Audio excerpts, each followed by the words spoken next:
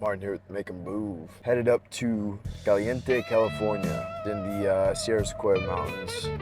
I want to say maybe halfway between Bakersfield, California and Tehachapi, California. We are going to meet a special person of mine, my friend Duane Cochran.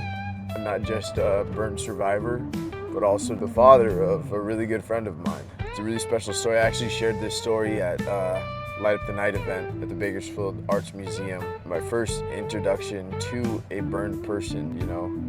I got invited to the house of the Cochrans, Cherie and Duane Cochran, and Cherie had made some brownies. She was cooling off the brownies in the kitchen, right? And to us, that was like the brownies are ready. You know, they're out of the oven, that must mean they're ready. Smacking down on some brownies, you know, my eyes are wandering around and I get stuck by this photo, this image of a man who was connected to machines, had like apparent visual of like burns all around his face and his body and his chest, wrapped in bandages, and that man was Duane Cochran. That was my friend Thomas's father. I could never like understand the extent of that photograph. A couple of years after that day, I actually ended up enduring burns myself, and I found myself in a similar position in a hospital, connected to machines, wrapped in bandages. My family didn't know if I was gonna live, and it'll be an interesting time. Let's see what Duane has to say. Let's go into a little dive. Well, my name's Duane Cochran, and I'm 67 years old. I worked at nights and every weekend, every chance, still the same thing with PD, but I was going to college at the same time. I spent 5 hours a day. I'd drive to Fresno, had a 5-hour class, and then drive home, and then go to work, and worked my way through college. I graduated from trade college, went to work for, my first job in the trade, and first place I went, they hired me. Started in my trade, and basically that's all I've ever done is refrigeration, since I started this, and worked for 3 different contractors. And then about 3 or 4 years later, 1983, Yep. I got my own contractor's license and started my own refrigeration business. The big vegetable and fruit farms out here. Growers, packing plants, ice cream plants. Grimway Farms were probably Oh yeah. the longest customer I've ever had. Started actually working for them before I started my own business. I was working for another contractor at the time, and then when I started my own business, they came with me. So Yeah, so after you got your first job, you were working with them for a while. and then I went to work for another guy in Fresno. Okay. And then the third person, after about 3 years went by, I started working for a contractor that did like a lot of giant equipment. Industrial stuff. Industrial stuff, yeah. It was a big contractor. He had opening in Bakersfield. And they were sending me actually down here quite a bit to help out. And I was just like, I just love Bakersfield way better than Fresno. And, I got in a little altercation up there. I got robbed at gunpoint, kidnapped, robbed, and $400 was every dime I had. I didn't have any savings. It was a scary situation. I went to work for Calm Air. Within 2 weeks, they had sent me down to the Greyhound bus station. It was up on the roof. I came down. I was at a ladder up there. I came down off my ladder, and the guy that robbed me was standing right there. Wow. So I was like, okay, I'm what, 20, 21, 22 years old at that time. I had a little spunk. Yeah, so I was like, what am I going to do, because this guy's got to pay for what he did to me. I did. I went back over to my van. I came back. I had a piece of pipe in my hand. I beat the living hell out of that guy. Put him in a hospital, broke his girlfriend's arms. Yeah, I did a lot of damage with that pipe. But at that point, it was just like, I'm getting out of Fresno, and they had that opening in Bakersfield, and came home one day and told my wife, I said, honey, hope you're ready to move, because I'm getting out. We want to get out of this town, because, she knows what I went through with that and all that. So anyway, we ended up down here in Bakersfield. I didn't think I guess I was so young, I didn't even know what I had to lose or anything, at this point. Didn't have anything to lose, really. So Right. amongst that time, leading up to 2202, actually. It was a Groundhog Day anyway. So on a Saturday, I was working over at Grimway at their frozen food plant that they built. And so anyway, I was changing out a check valve over in another building. They come and got me and said, because I know a lot about electrical. And they had this motor, and they said that it was showing cross phase or something. I said, well, I'm going to have to get my meter. Oh, here, use ours. Okay, cool, What was it like? A cable attached to like a pin, and you're plugging it in. No, it's what they call a multimeter. So it's kind of like a phone, but it has different things for checking the voltage and checking the ohms, checking all kinds of different things. This was actually a calibrator. Put it on ohms, I got up there and I ohmed out the motor. It's like, oh, you got these cross phase right here. You got to hook this one there, that, and that. So I sat there, we got us a cup of coffee, had his guy up there, and he changed it all. And we got back up there and checked it again. Yep, it's all right now. Okay, what's next? I was like, oh, let's fire it up. They have like what they call a primary breaker. It's upstairs in the big, huge breaker panel room.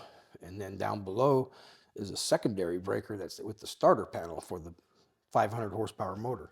They go walking up there, and I got this meter in my hand.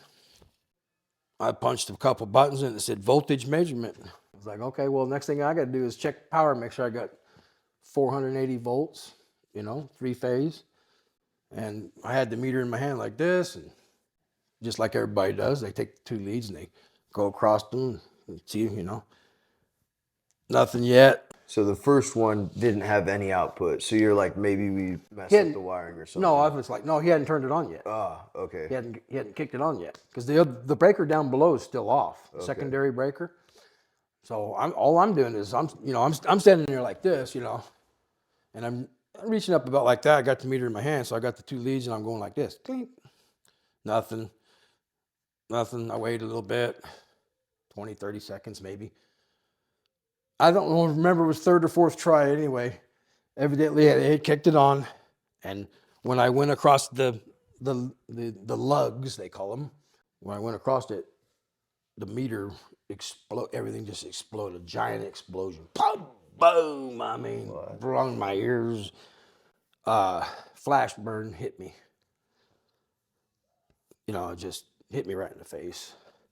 My arm, I had my arm up like this, so just burnt the hell out of my hand, top of my hand, arm. At that point, I was just like, what the hell happened? This meter basically exploded and caused taking a coat hanger going straight across like a big plug, Right. with giant amps, 800 amps. That's a lot of juice there. If I would have been a foot taller, I probably would have been blind for sure, because the BBs that came out of that copper wiring, the wiring just turned to like BBs, and literally, I mean, some of it was stuck on the compressor right behind me. It went over my head because I was reaching up. Right. I took a knee. As soon as it happened, I was like, what? There was a few people around me. All of a sudden I feel this bam, bam, bam. It put me out. I mean, because That's what all those noises were. You bam, bam, bam. Ever hit me in the head? didn't even realize you were on fire. No, I didn't. I didn't realize I was on fire at that point. It was just like a giant explosion. I can't explain it. I mean, it's just probably the loudest noise I've ever heard. Giant explosion. Boom! I mean, it rocked that building. I had a beanie on, and I had long sleeve shirt, but I had them rolled up, and so I didn't have any protection that I should have. Nobody even thinks about that stuff back in those days. Yeah, I'm sure there's no like OSHA protocols or anything like that. There was, but it wasn't like, it was just like nobody practiced it. Put it that way. Yeah. But so I'm conscious, I'm burnt. They're trying to lay me down. I'm like, don't lay me, just let me sit here. They got me a bucket. I said, and I was like, cool me down, you guys. You got to cool me down, And they did, man. They got some rags and water, ice and everything. A fire truck shows up first, and they come in, and oh, what's going on? Oh, you know, I'm burnt up here. You can see the panels all burnt and black and blew up. And I mean, it was a mess. And then you hear the other siren. Hall's ambulance. They show up. First thing they say is, all that stuff's got to come off you, man. You can't do that. La, la, la. They take it all off me. And I can't explain the pain, the fire, the burn. Oh, I felt like I was in hell. My mind was, I just wanted to die. You know, I wanted to die. I really did. It was so painful. And they just kept telling me, you know, I kept telling them, I was begging them, man, just put some of that back on. Just fucking cool me down, you know. And they were like, no, we can't. That's wrong. I'm like, in my mind, how is that wrong? I still don't even know how that's wrong. To this day, in my mind, you know, that how you let somebody burn like that for that long. I get to Kern Medical, what do? Splash me down, cool me down. And I'm like, okay. Yeah, finally, right? At that point, my mom was living in Fresno. So they were like, where do you want to go? Fresno or I think it was Cedar Sinai or where's I believe they had one in LA yeah, at the time. So now they have a couple. So I was like, well, let's go to Fresno since mom's there, you know, everybody can hang, you know, stay there if they need to, whatever. At that point, I don't remember anything until I woke up in the hospital. Yeah. My wife told me that, you know, it was around midnight when she left. She said my face was this big, and but it was probably this big, just completely black and burnt, and my eyeballs were sticking out because they swelled up too. You know, they swell up so big they poke out of your poke out of your Tom skin. and Jerry cartoon. Yeah. So I wake up, you know, and of course I wanted something to drink real bad, you know. Yep. That was one of the first things I wanted was something. Oh yeah. So I'm laying there, you know, and I'm fumbling around trying to find a button or something, you know, because I mean I'm blind because they got me bandaged up and everything. I'm laying there and I'm trying to find this button, you know, because I wanted something to drink, and I hear somebody say, "What you need, bro?" A drink of water. I said, trying to find the button. Gotcha, bro. That's Louis. He was a fireman. A lot of my healing was because of him, because, you know, it's like he had it so way worse than I did. You know, so it's just like, you know, this guy's, look at what he's doing, you know. I can't sit here and feel sorry for myself, you know. Found the strength in that community. No, I did, yeah. I mean, immediately. Immediately, which is crazy. And he was only burn survivor for a week. Before you. Yeah, he was there actually a week before I was. One day. I mean, 1 week to the day. Anyway, so this is 3 a.m. Yeah, it's like early, and 3 in the morning. And the first voice you hear is Louis saying, "What do you need, bro?" What do you need, bro? Yeah. Wow. And so he pushed the button for me. He said, I got it. I'll get you. Somebody come in, and the guy's like, "What's up?" So a male nurse. I said, drink of water.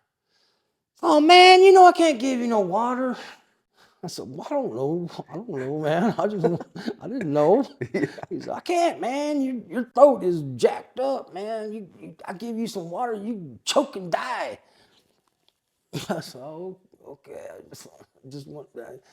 So anyway, he ended up letting me have a sponge that had you dip it in the water and just kind of put it in your mouth a little bit. Wet the pellet a little. Yeah, that was it. Yeah, so, you know, they had me bandaged up, couldn't see nothing. When it happened, you know, I could see. But it was the weirdest thing. It was like looking through a negative. You know, like the old school negatives. Oh, yeah. That's what it was like. No color. Yeah, it was just brown. Kind of like brown and like an old school negative. That's what it reminded me of. To this day, it's still just fried all your ability to see the color spectrum. No, yeah, there was none, and it was real dark. You know, they had me going down, and they were working on my arm and stuff. I couldn't see anything they were doing, but they were shooting me up with morphine and scraping my arm, I guess, or whatever they were doing. Debridements. Yeah. After, I think, the third day, they took the bandages off of my eyes, and because it was just like, well, this is going to be the magic moment. You're going to be able to see or not, because for 3 days we didn't know. Anyway, they took them off, and I remember I was afraid to open my eyes, but I could see light through my skin, or whatever you call it, yeah. And so I was kind of hopeful, because I remember thinking, and I remember telling them, I can see light. And they're like, well, open your eyes. And I was like, oh, kind of like scared. 100%. Anyway, I opened my eyes, and I could see, but it was very, very blurry. Very blurry. I mean, they don't keep you around there too long. I think I spent 5 days in the hospital. Wow. Total. And then they sent me home, and I was, I was still burnt like a crisp, and they teach you how to take care of your wounds and all that stuff. And, Right. I did everything they told me and more, And they sent me home. I was going home. I did all this debris. It's hard, believe me. It's not easy to do it, but you have to scrape all that, because in one 8-hour time, it would be literally probably 3/16 of an inch thick of pus and whatever it is. I don't know, skin that's trying to grow, and they want you to scrape it off.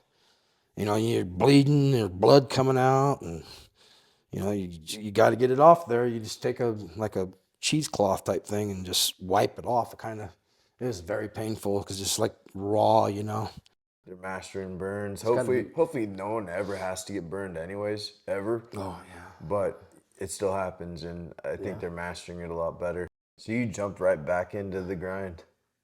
Yeah, I did. My customers wouldn't let me. Yeah. It's like, I really need you out here. We're firing up this compressor. We can't get it going. This is only I've been home for literally not even a week. Yeah. And he's like, I need you. And I'm like, my wife, she was like, hell no, you ain't going nowhere. So the following week, I just told her, I said, I got customers, I got to go help them. They're in dire need, So yeah, they actually come up and picked me up in this car, drove me out to the job site. I had I covered up real good, got in there, and he went, oh, well, yeah, you hook that wire there and hook that. And of course, I had one hand, I was in there trying to do it, and then they get back and you tell us what to do, So anyway, literally within 10 minutes, it was running, So it was like, that was a boost, 100%. Yeah, it's like, okay, got to get back out there. And, Grimway was a big company.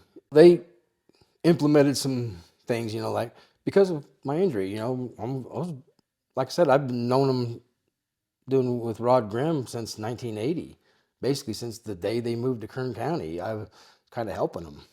They're my friends, they're friends and family, it's just that. There was no animosity, or they were more so concerned. No, they were very concerned about my well-being more than anything, yeah. Right. Made me feel really good. That's good. That. I wanted to continue what I was doing. I just knew that I was going to have to be a little different, because, of course, they weren't going to let me get into electrical like that no more. Yeah. Right. Because really, I didn't know. It's like, well, what did they tell me? You're too important for this to happen again to you.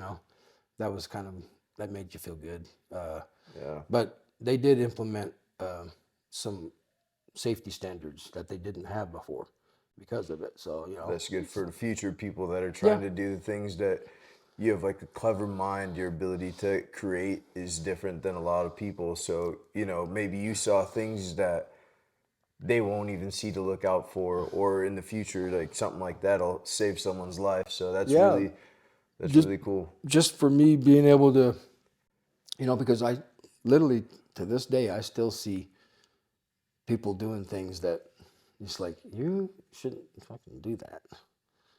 You're going to get hurt. You know, you're lucky you didn't this time, but you keep doing that and it's going to catch up to you. And then, because they're like, you know what the fuck you're talking about. Yeah, I do. Yeah. I know exactly what I'm talking about. Yeah.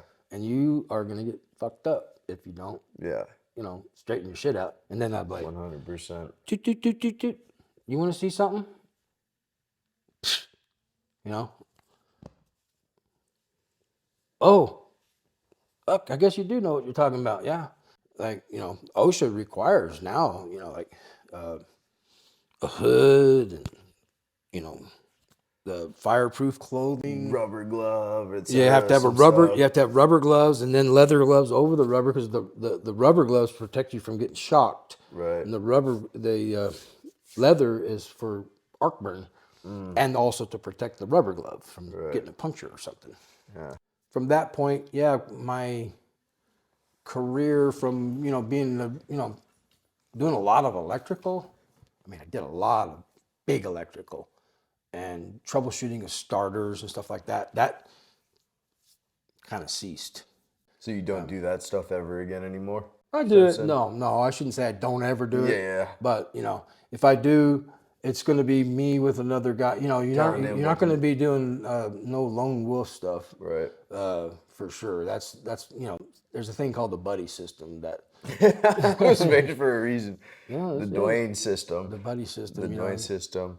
Yeah. So just curious about the recovery. You had your oldest daughter Aubrey. You had your wife Sissy Cochran.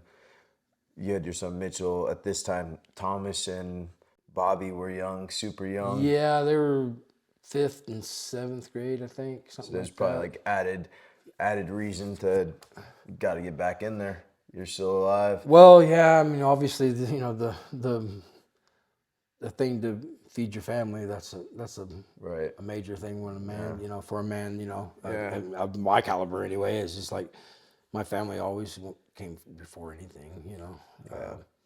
My daughter, my family, immediate family was my biggest support. That's for good. helping me, loving me, even though you're burned up and look like hell, you're still handsome and desirable and all those things that You're still dad, and you still dad. have a reason to be here. How were the eyes and the throat? And I bet that first drink of water was amazing. Oh, yeah, it was. It's sad because they wouldn't even give you water, Yeah. because Yep. it was. I know for it's sure. wasted calories. Yep. They wanted you to have soda pop or juice or something. They want something with sugar in That's it. gonna feed your body to heal faster. Yeah. So And I remember sometimes being in and out of surgery, and they're like, "Well, we don't know if we're gonna be able to take you in surgery, but if you do have surgery tomorrow, you have to fast right now. We don't want you pissing your pants or taking a dookie when we're trying to do a skin graft on your back, Yeah.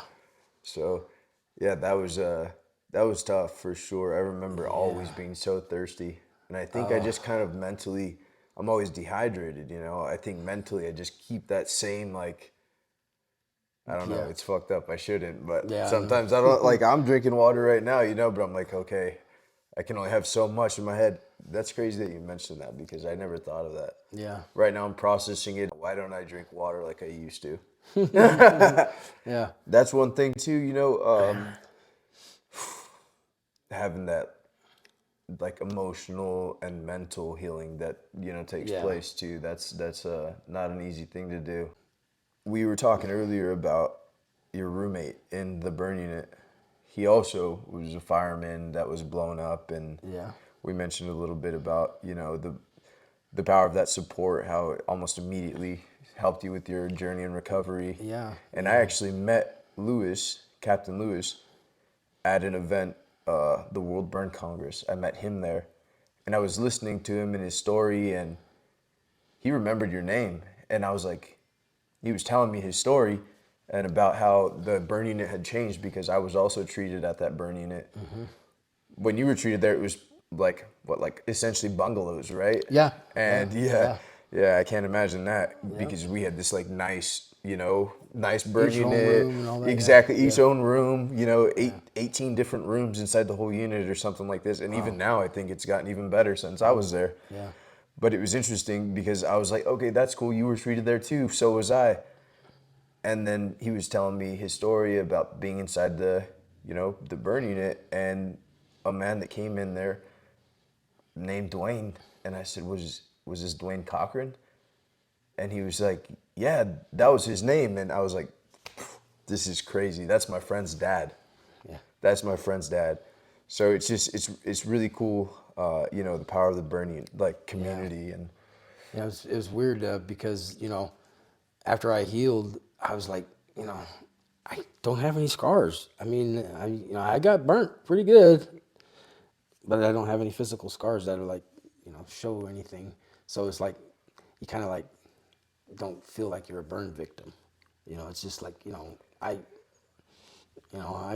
look, I'm fine, but, and it's weird because, there's this bond that you have immediately with somebody that sees you in a vulnerable position like that, not too many people outside of my immediate family and a few friends seen me like that. Louis did, and I'd seen him in very vulnerable positions too. Just that alone, I think, there's a connection that just never goes away.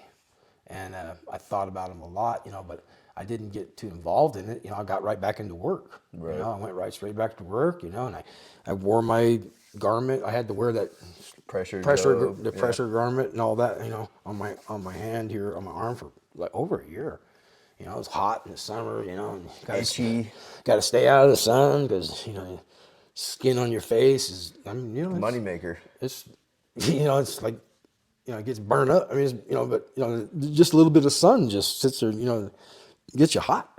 It's like irritated, I guess you might call it. But anyway, it's like all this time, goes by. And, I was going up there, like I said, to Fresno on Fridays for a month or two. And I always stopped in and seen Louis because he was still there. He got it way worse than I did. He lost his arm. Just the exit wounds I saw on his, where his calves were, they were huge.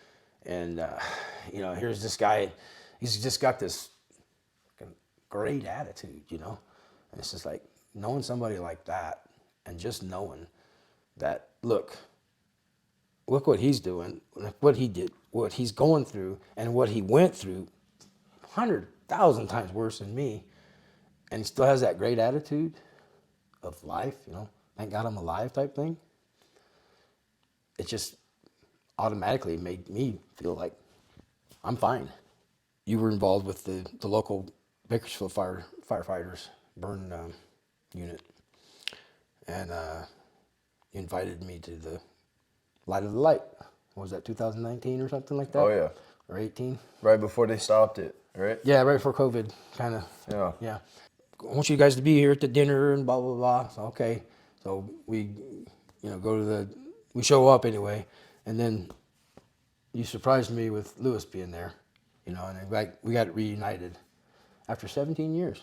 The flood of emotions that go through your mind, because, you automatically start thinking, just the kind person that guy was, that in the middle of the night, what you need, bro?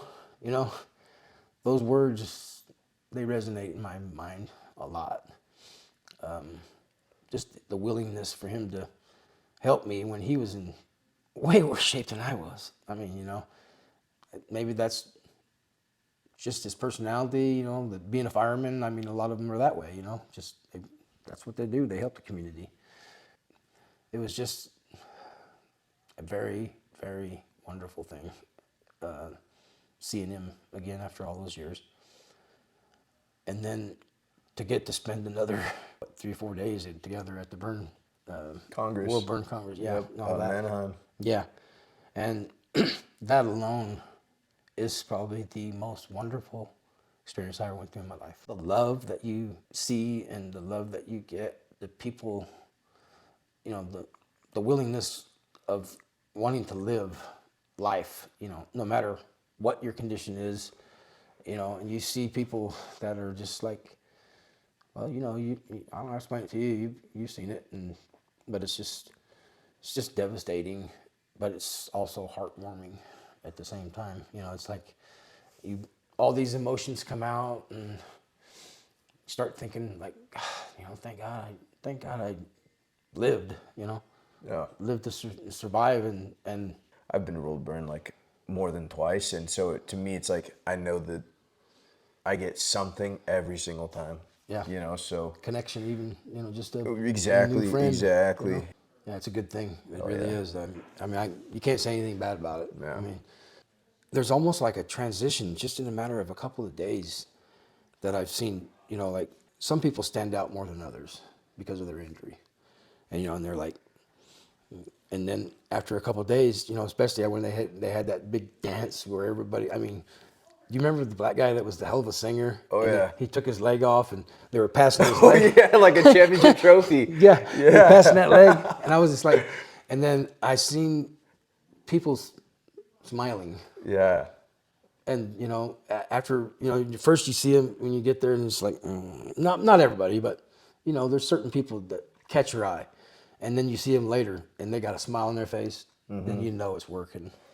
You know this is working. That's powerful. That's powerful. I just got the chills.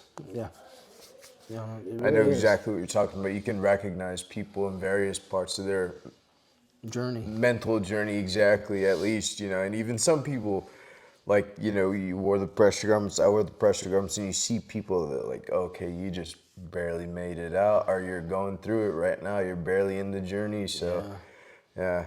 Yeah. That's awesome. And then they, you know, it's an outlet for them to share the story, especially something that was tragically done to them. Like, you know, like mine was kind of like self-inflicted. So, but you know, there's I still remember the girl where the father threw acid on her. You know, it's like, that's a crime, like almost, you know. And then for them to be able to open up and share that story, it's pretty heartwarming. You know? Powerful. Yeah, very powerful. Very. Yeah. You know, there's certain things that just stick out, and that you would never be able to see or whatever, you know, experience, I should say, more than anything, Yeah. unless you actually went to one of those conventions. Right. I mean, because there's the power of people's love is more healing than I think anything. You know, the acceptance that, you know, the open arms, you know, there's so much love. I can't explain it. It's just, that's all I felt. It's just my heart. It's just, you know, I said, this is like, got to be the most wonderful thing that can happen to somebody that's, you know, in that position. Yeah. To be able to, not even, you know, maybe we didn't even speak, just to hear other people's stories, 100%. you know, and what they went through, and you know, just all you want to do is just go around and hug people. That's right. That's right. You know? That's right. You know? Yeah. Always good vibes there. And I don't want nobody to get hurt, you know. So I began to share my story more after that. For one thing, you know, at that point it was, I kind of went on even a more so of a thing, you know, like healing. healing, but just like it's like now we can talk about it, but there's nothing can happen to me. You know, that was just part of the thing that I signed off. So I was, you know, hampered by lawsuits and everything to not say anything for 20 years. Really? Yeah, that was in my clause. Oh, damn. Yeah, I wasn't supposed to talk about it for 20 years. Oh, damn. Yeah, Okay. that was part of when I signed the thing off, you know. So my big thing that I got out of, especially World Burn, was being able to talk about it more openly and being able to share your experience. And like I said, to this day, I mean, if I see an electrician doing something stupid, I speak up. Most people, you know, they don't want to be told what to do and how to do it. They're like, especially like an old guy like me, you know, looking at something, oh yeah, you don't know what you're talking about. Then you pull out those pictures and you go, look, man, I don't want this to happen to you. Because when I got, you know, after I got you know, back home, I think we had a Commodore 64 back then, or 128. And I got on there and I was one arm, one eye, and one arm, you know, like, typed up this whole thing, you know, like, what would happen if you took a meter like this and accidentally put 480 across it? Oh, it just blow the fuse. Oh, well, you know, that's not what happened to me. Wrote this whole story. I'm a professional at what I do. At the time that it happened, I was very much a professional at what I do. There wasn't a thing that I don't think I don't know about my trade. And then you know, you let your guard down one time and kaboom, you know. But all my friends were there. They all helped me get through it. Everybody was very supportive. You know, just glad I was alive and made it through it. That's right. But people can say well, I know what you know, I don't think you do, you know, to know what it's like to literally down to where there's blood literally dripping off your hand, you know. You're cleaning this stuff and it's just, you know, just to get through the things that they tell you to do. And especially after they send you home, you know, they were doing this all to me, but they were morphining me. And then, you know, you don't think nothing about it. When you got the morphine, you can watch them do it all day long. And it's still something to go through, but it takes that total edge off of it. Right. Whereas then they send you home, and now you got to do it without any morphine. Well, they tell you, well, take a Vicodin or whatever, you know. Yeah. Well, first of all, I couldn't take anything like that because Vicodin gives me nightmares. Oh yeah. I mean, yeah. So, you know, I just, you know, the only thing you can do, even my daughter, I got pictures of my daughter trying to, you know, wipe it off me, and it's just like she tried it. You just can't do it, you know. I did it. I endured it. I did what they said, but you know, and look how it came out. So I really honestly believe that's because, you know, I had good skin, but also had good doctors that told me what to do, and I did what they said, you know. Yep, that's very important. It's one of the biggest things, you know. Yeah, man. Medications and stuff was something I had to, like, you know, I had trouble with. Some of this stuff is like highly addictive, you know. Oh yeah. And I mean, whether you're thinking you're gonna get addicted or not, like you do. It's the power of the mind for sure that has to be tested. Yeah. And it's a part of the healing, you know. It sounds like you had the right mentality. You took ownership for the situation that you were in, and that's a part of the healing. You know, my situation, I had to take ownership and say, hey, you know, I was under the age. I shouldn't have been drinking. I was under the age. I knew my friend at the time was drunk. I knew he was driving, and I knew I was in the car with it. I had to take ownership for this stuff. I've been there myself. I've done it many times. Yeah. You know, passenger and the driver. Yeah. You know, so. And it's, in my opinion, that's a part of the healing. And sometimes it doesn't happen that way, like where, you know, sometimes people are just burned various ways and various injuries, you know. But sure. I think the mind for sure that you present is super unique and creative, and I would personally say, like, this is success, you know. I already know, just talking about it a little bit, you know, with you just right now, it's helping me. Good. You know, I feel it in my heart, I feel it in my mind. Me too. You know, so it's like, it's all good. Yeah.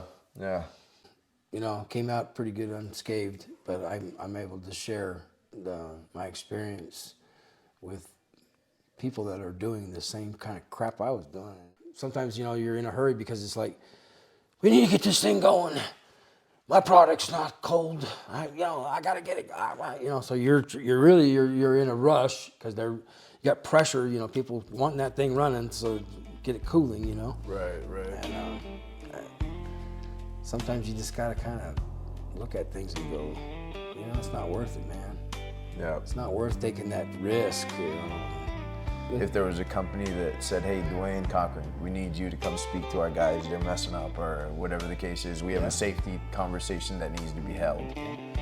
I've actually done a couple of those for electric companies. You know, it's been a while, but you know, maybe that's something I can do in my retirement, because I know guys that kind of do that, you know, that have been injured and they go share their story just in a safety meeting. Get a couple $100 for it. Yeah. I mean, it's like, you know. And a donut and a cup of coffee. Yeah, you know? yeah. So, you know. It's better than starting your morning with the coffee and an explosion. Right? Yeah, no doubt. Yeah, good. appreciate it. Thanks. Yeah, it means a lot. Well, thank you. You're more than welcome. Appreciate Anytime, your man. time. Anything Yeah. I can do for this community, just let me know. One of these, Yeah. and then I just like slow-mo Yeah. you or something, Yeah. you know, and That's what I say. I might get up in your face if that's cool too. I No, don't that's know. cool. That's cool. Kick these lights on there.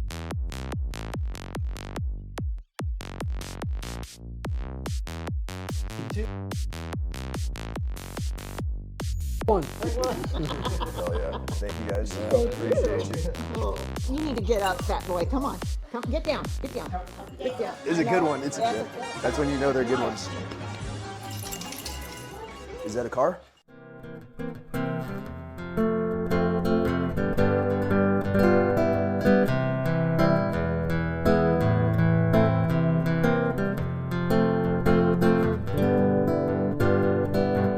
Yeah. And of course, I got my face pretty good. I mean, my whole head and face was burned up.